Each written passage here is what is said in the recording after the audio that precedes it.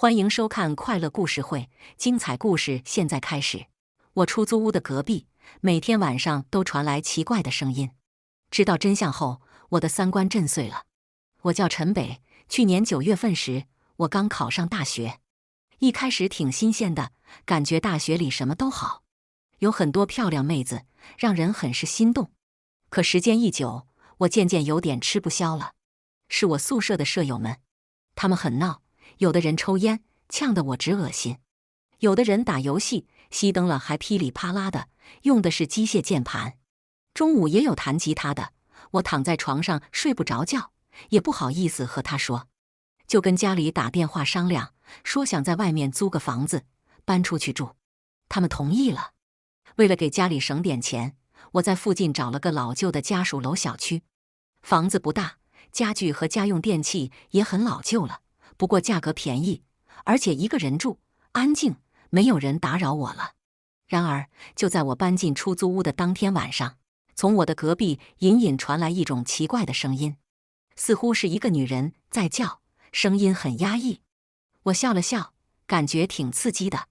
趴在墙上偷听了一会儿，这种日子持续了半个多月，我就有点受不了了。租的房子太老旧了，隔音质量不好。我睡觉的卧室和隔壁的卧室就隔着一堵薄薄的墙，每天晚上躺在床上时，那声音就像在我耳边一样。最主要的是，我才只有19岁，正是血气方刚的年龄。那女人声音挺年轻的，很好听，可和我没有关系啊。我试着换到其他房间住，可我租房子时为了省钱，租的一室一厅，除了这个卧室就是客厅了。在客厅住了几天，睡沙发睡得我很不舒服，上面好像有螨虫，每天起来我身上都痒。早上楼下也很吵，有一对老人是捡破烂的，他们把每天捡来的破烂都放在楼下的小凉亭里，用铁丝网围起来，然后每天早上5点多就在下面数捡来的瓶子。我不知道玻璃瓶能不能卖钱，我听见的全是玻璃瓶的声音，叮叮当当的。就算我很困，可一直听着那声音，我就精神了。每次只睡3、4个小时，我渐渐变得很烦躁。最主要的是我心疼钱，学校那边交了钱，自己这边多花钱租房子，还睡不好。而且住在我隔壁的女人，每天晚上快11点了，才发出声音，一直持续到快1点。我受不了了，就狠狠地敲墙。那边根本不鸟我，我敲墙，他们也狠狠地敲，像是在示威。有时候声音持续到2点多，到早上7点多，他们还故意重重地敲2下墙。我就怒了，终于在一天晚上，他们又发出声音时，我吼了2嗓子，穿上衣服去找他们。可我走到隔壁的单元，到他们门口的时候，我莫名地怂了，心想隔壁那么有底气，该不会住着社会人吧？那人好像有点变态，万一拿刀捅死我怎么办？我家里不是很有钱，父亲是工人，母亲没有工作，供我考大学不容易。我的梦想可不只是上大学，还有考研、读博，将来到国企当领导。我就又回出租屋了。可是自从我敲过墙以后，他们不但没有收敛，反而更过分了，叫声比之前更大，同时还有一个含糊不清的男人的声音，还总是传来咚咚撞墙的声音。我忍了好几天，在心里做了激烈的挣扎，恨自己窝囊，一直在心里骂自己。就在周5的晚上，一咬牙走过去敲门了。一开始我敲几声，房间里没有声音了，我心里有点紧张，想着自己已经敲门了，干脆豁出去了，就又重重地敲了几下门，才有人开门。这些天我对隔壁已经烦透了，心想不管开门的是什么人，我都得好好的训斥他们了。门开了，是一个年轻性感的美女。这美女长得很漂亮，穿着一条薄薄的睡裙，云峰高耸，腰肢纤细，皮肤晶莹白嫩，有着一双修长的美腿，身上散发着一种淡淡的幽香。她很有气质，看起来不像这种老旧小区的居民。我对她说：“你好，我是你们的隔壁，在旁边的单元，和你们隔着一堵墙，你们声音能不能小点啊？”对不起，美女的脸红了，低着睫毛道歉。我也是要学习，不然真不想打扰你们。你们可以调整一下时间，每天早一点，别太晚了，对身体也不好。我见他很好说话，说话的语气也客气了点。好。美女小声说。打扰了，我说。就在我准备离开时，从美女身后传来一道男人的声音：谁呀？啊！我被吓了一跳，听见美女家里有男人出来了，我的心跳忍不住有点加速。心想这美女的老公肯定是个社会人，长得凶神恶煞的，身上肯定有几块纹身，却没有想到走出来一个穿着真丝睡衣的老头，是我的房东王叔。我一脸的吃惊，这么晚敲门干什么？房东一脸不耐烦地看着我。王叔，我住你隔壁，你们每天晚上太吵了，能不能小点声啊？我赶紧说。行，知道了。房东摆了摆手。回去以后，隔壁安静了。我躺在出租屋的床上，心里有些起伏，脑子里全是刚刚见到的美女，感觉她很漂亮，只比我大2、3岁，还很有气质，不是我班里的女生可以相比的。我心想，这个世界太不公平了吧！我从小到大连女生的手都没摸过，一直想找个对象尝尝滋味。而房东是个老头，今年50多岁了，他老牛吃嫩草也就算了，竟然还是个大美女。这美女很像我喜欢的一个网红，纯欲天花板。哎，太酸了！要是我也有这么漂亮的女朋友就好了。不过想到房东开的是一辆奥迪车，我心里的想法很快散了。我记得刚来租房子时，我给房东打电话，他是开奥迪车来的，我还很纳闷，这些天那辆奥迪车一直停在楼下，原来他就住我隔壁。找过他们一次后，接下来的几天他们就不闹了，也没持续几天，他们又闹了。我听见隔壁的声音依然很烦，可一想到是大美女，我心里又舒服了点。毕竟咱家里穷，没处过对象，能听听声音也算很占便宜了。也是经常听她的声音，我做梦时梦见和她在一起了。每天回家，我会忍不住抬起头向楼上看几眼。早上出门，我又会抬起头向楼上看一眼，能看见她晾在阳台上的裙子，感觉心里很充实。放寒假回家时，我整天魂不守舍，除了隔壁的大美女，我看见以前喜欢的女同学，都感觉索然无味，就想赶紧回学校，每天能抬头向楼上看看。我感觉自己好像病了。开学回来没多久，我的好运来了。那天中午，我在外面吃完饭，想到回出租屋有点无聊，就在楼下站了一会儿，想晒晒太阳，补充一下身体流失的钙质。没多久，我看见他从远处拎着2袋子菜回来了。他穿着淡蓝色的连衣裙和黑色丝袜，脚上踩着一双精致的高跟鞋，披着一件牛仔外套，看起来漂亮极了。我这是在广东，3月份不太冷。我心里一阵激动，赶紧和他打了声招呼：“姐。”他吃惊地看了看我，眼神有些躲闪，对我说：“你好，我帮你拿菜吧。”我连忙伸手去接。不用了，他没给我机会，从我身边匆匆走过。看着他柔美的背影，我的心里除了激动，没有其他任何感觉。挨了一个寒假，我终于又看见他了。自从上次看见他，我的眼光就变高了，除了他，再也看不上别人了。更让我惊喜的是，他走进楼道，想了想，又转身对我露出淡淡的笑容，向我说：“谢谢。”这让我心里很受用。从那以后，我每天出去吃饭，回来时都会故意在楼下待一会儿，只为了见到他，和他说几句话。我知道我的行为很贱，可我控制不住自己。真的，不管是谁，如果邻居是个漂亮美女，每天晚上总能听见她的声音，知道她的男人是个老头子，我想都会想入非非吧。尤其是一个人单身租房子，晚上很寂寞，很空虚。这只是我的一个小爱好，除了能和她说几句话，看看她漂亮的长相，对她也没有别的想法了。也是那段时间，我和她关系发展得很快，看见她拎东西，我就主动过去接，送她上楼。一开始她很抗拒，后来她见我是真诚的，也是有时候提的东西多，她确实累，便不再拒绝我了。渐渐的，我知道了她和房东不可告人的秘密。一天傍晚，我站在楼下，看见他提着东西从远处过来，赶紧过去接。和他已经很熟了，我就故意没话找话，说一些我学校里的趣事。陈北，我可以相信你吗？他突然脸色苍白，情绪低落地问我。我愣了愣，姐，怎么了？他说，你来我家吧。我看见房东的奥迪车没停在楼下，就帮他提着东西去了他家。和他走上楼时，我的心里有点紧张。他的身子散发出淡淡的幽香，我的脸忍不住红了。我不知道他找我干什么，可我的心里在莫名期待着什么。他家里和我租的房子格局是一样的，装修却很豪华，有很多漂亮的艺术品。我心想，和房东那种老头子相比，我和他年龄相仿，我长相也算不错，对他也很真诚，这应该是我的优势吧。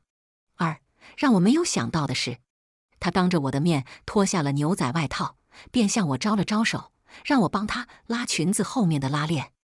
我立刻慌了，心里像打鼓一样砰砰地乱敲。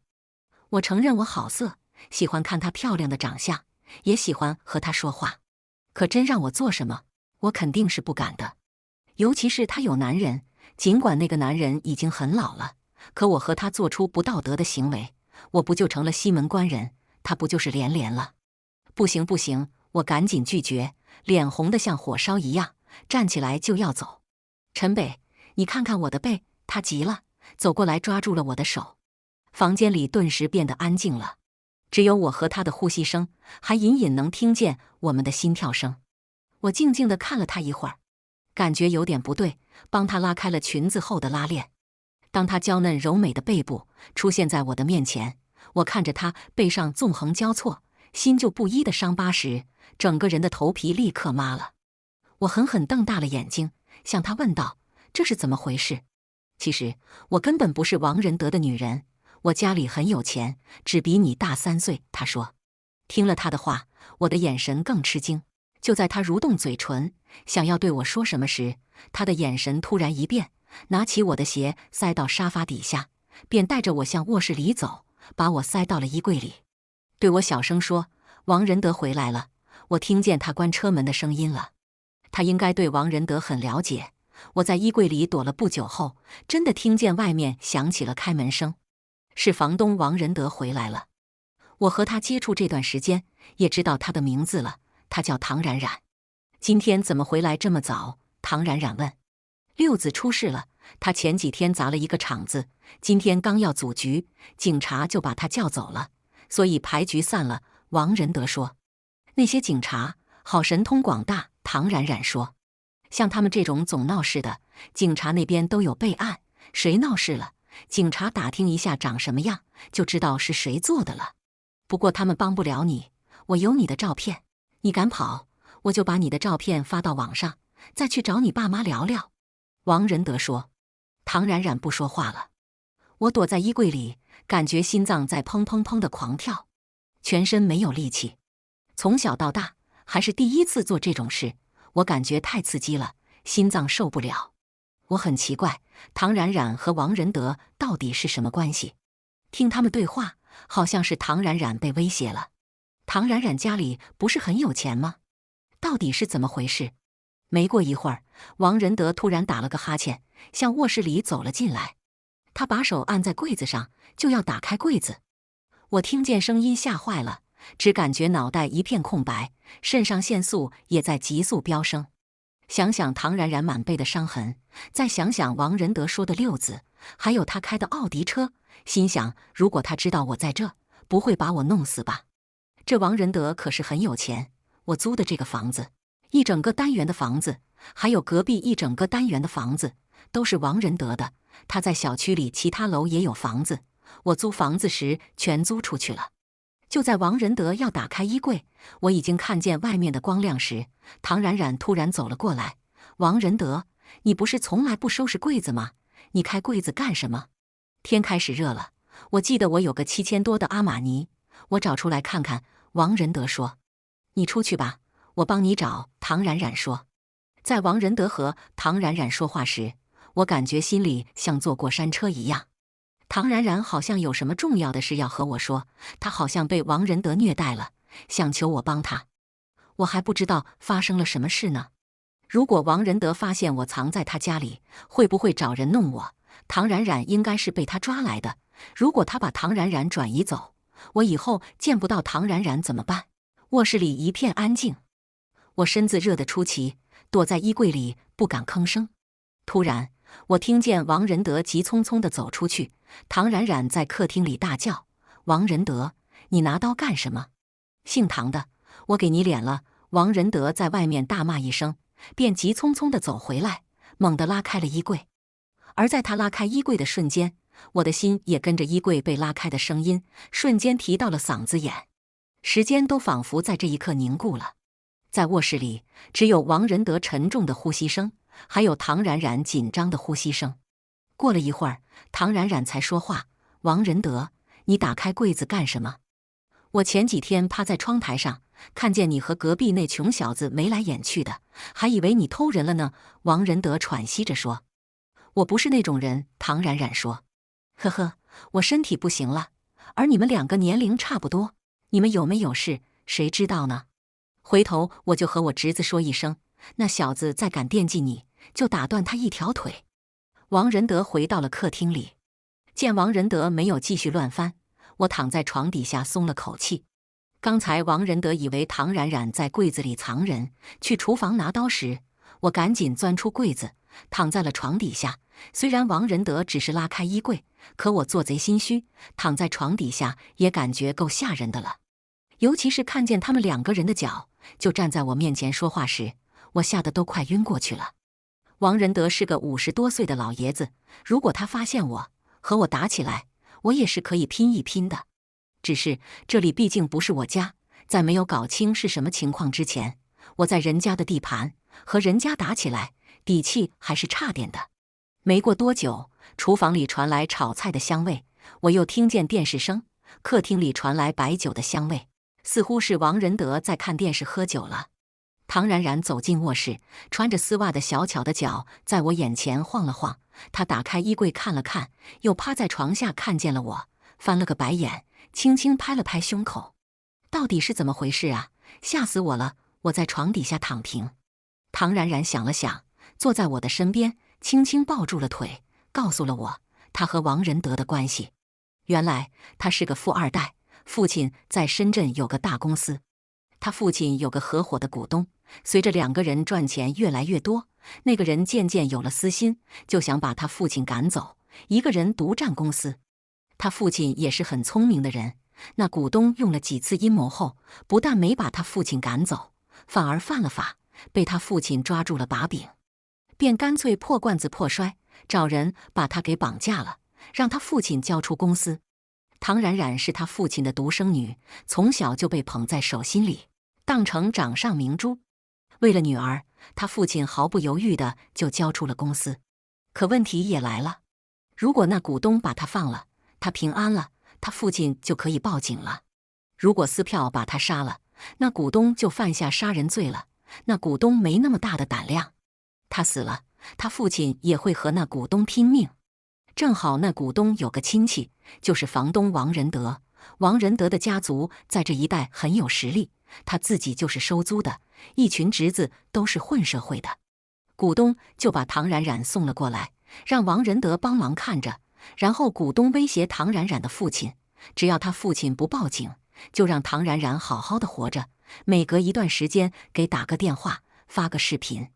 如果唐冉冉的父亲敢报警，就一拍两散。反正绑架已经是重罪了，不差个杀人。唐冉冉从小就长得漂亮，乖巧懂事，又想到唐冉冉已经被送到了外地，万一有个三长两短，后悔都来不及，他父亲就没敢报警。一晃，唐冉冉已经被送来1年了，而唐冉冉没跑，也是房东拍了他的照片，威胁他，如果唐冉冉敢跑，就把照片发到网上。他那些侄子也不是好惹的，他们去他家把他爸妈杀了。至于我每晚听见的叫声，不是我想的那样。王仁德年轻时也不是什么好东西，把自己霍得快报废了，他的身体已经不允许吃药了。他对唐冉冉很有想法，给唐冉冉穿上性感的衣服，勾引她，他才能做回男人。唐冉冉不同意，他就狠狠地打唐冉冉，在嘴里塞上袜子，一打就是2个小时，打累了才睡觉。怕被人听见声音，他都是夜深人静了才打，挑唐冉冉的后背，别人看不见的地方打。这件事他爸妈不知道，不然一定疯了。唐冉冉，那老头这么对你，你得跑啊！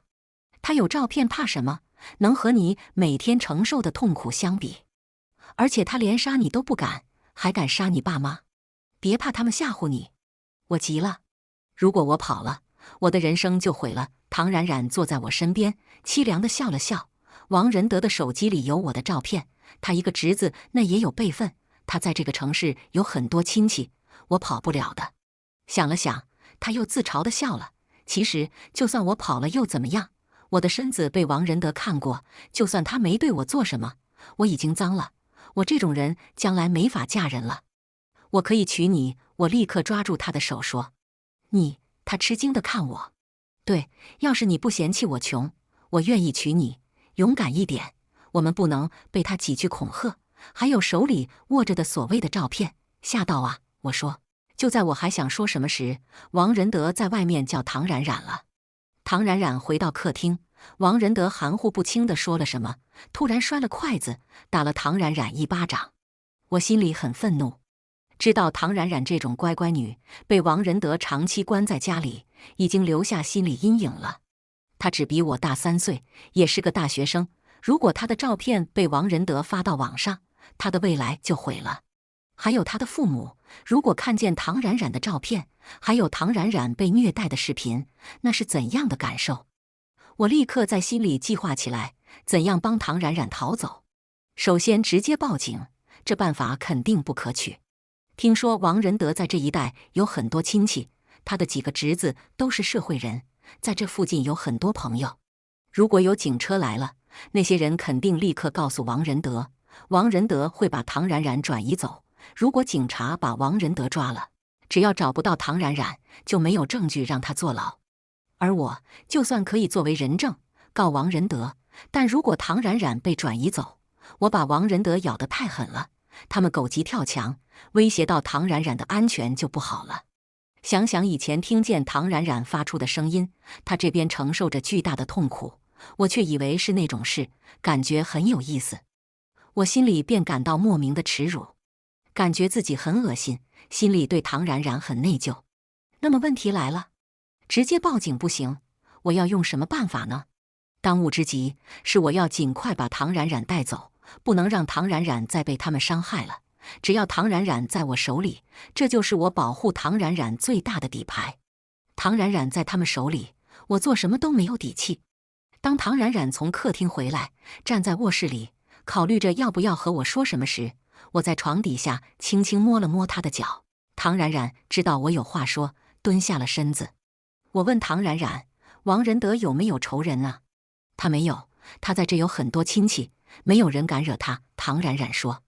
我又问，王仁德和他的侄子们是不是喜欢赌钱？是，他们玩得很大。唐冉冉说。我的眼睛转了转，在心里有了计策。你去给王仁德灌点酒，让他多喝点。唐冉冉已经被王仁德抓来1年了。王仁德每天晚上有喝酒的习惯，他对王仁德也很了解了，连王仁德回家关车门的声音，他都能听出是王仁德回来了。这天晚上，王仁德在外面的牌局没成，他回来早了没意思。唐冉冉又劝他多喝了点，王仁德喝多了，就回到卧室躺在床上睡着了。我赶紧从床底下爬出来，拉着唐冉冉的手就要带他走。我的照片，唐冉冉说，这老头的侄子有你的辈分，我们偷他手机没用。你信我，别怕他们威胁你，天塌了我陪你一起扛着，我有办法对付他们。我拉着唐冉冉的手就走了。从王仁德家里出来时，已经是晚上8点多了。听唐冉冉说，这附近有很多王仁德家里的亲戚，四周全是他的眼线。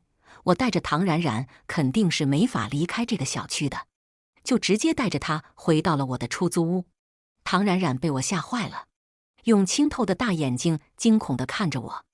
我的出租屋可是和王仁德家只隔着一堵墙啊，他还是我的房东，有我的出租屋钥匙，要是他酒醒发现我们跑了，找过来，我们死定了。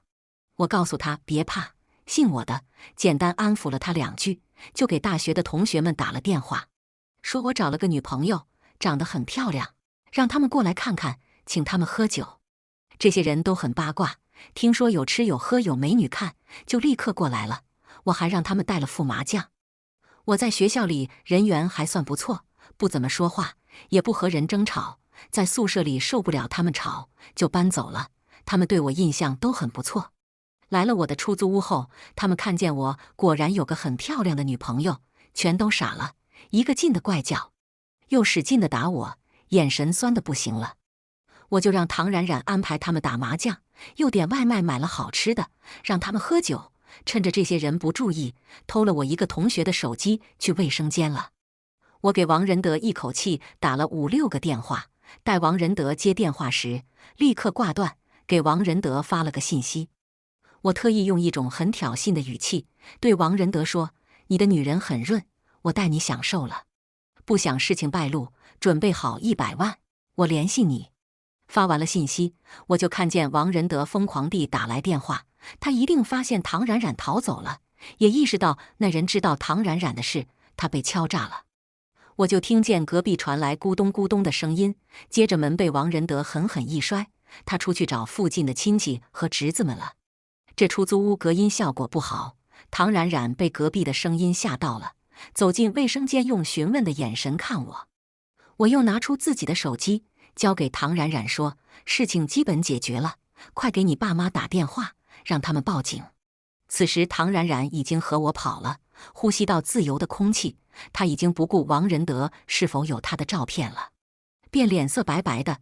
他给父母打了个电话，听见母亲的声音，他顿时忍不住哭了出来，然后道出了这1年的经历，让他母亲帮忙报警，告诉他母亲现在已经安全了。我静静地陪在他身边，心里五味杂陈，一切都和我想的一样。这小区是王仁德的地盘，他在附近有很多朋友和亲戚，虽然是城里，可已经形成了他们的领域。唐冉冉的处境和被拐到深山里的女孩没什么两样。如果我莽撞地带着唐冉冉离开，会立刻有人发现我们，告诉王仁德，或者直接帮王仁德把我们抓起来。广东的夜生活到晚上1、2点，这小区里有很多小商小贩，开着小卖部的老板，我根本不知道谁是王仁德的人。我把唐冉冉带回出租屋里，就可以避开他的眼线。至于我把同学们找来，让他们在我的出租屋胡闹，只是个简单的障眼法。我真正的目的是偷他们的手机。王仁德是我的房东，他有我的手机号，我需要一个新的陌生的电话号码。我给王仁德发短信，说他的女人很润，是故意挑衅他。我向他索要100万，是故意扰乱他的视线，让他以为他是被人黑吃黑了。那么，他把唐冉冉藏在家里，整整1年的时间，4周一直有人帮他看着，让唐冉冉没法离开小区。现在唐冉冉不见了，有人向他索要100万，谁是最大的嫌疑人？自然是和他沆瀣一气。知道唐冉冉的身份，他在小区里的亲人和朋友们，而这些人里嫌疑最大的就是他喜欢赌钱，欠了赌债的侄子。我也有嫌疑，王仁德见过我总是向唐冉冉献殷勤，但等他怀疑我时，一切都已经来不及了。过了1个多小时，我们就听见楼下传来了王仁德和他的侄子、亲戚们大吵大闹的声音。唐冉冉跑了，这件事绝不是小事，他已经犯了绑架和囚禁，还有虐待他人身体和猥亵罪了。他在整个小区问了一圈，去保安的监控室里也没看见唐冉冉出去的录像。他的心里很慌，他说话的语气很着急。能在这种神不知鬼不觉的情况下，把唐冉冉从他身边弄走的人，除了他身边最了解他的亲戚，还有谁？这些人开始互相猜测，互相指责，渐渐的，言语越来越激烈，动手打了起来。我这人一直很胆小，不是我胆子真的小，怕被坏人欺负，是我脸皮薄，不愿意因为一点小事和身边的人闹矛盾。之前听见隔壁吵，我总是心里害怕，不敢去找。还有我在宿舍时环境很闹，我不和大家说出自己的想法，都是我怕得罪他们。但为了正义，为了解救一个被他们绑架的女孩，我的胆子还是很大的。尤其是我喜欢她漂亮的长相，喜欢和她说话。她向我求助了，我一定要帮她，便让唐冉冉和我的同学们在一起。我壮着胆子走下楼，一脸无辜地看着楼下热闹的场面。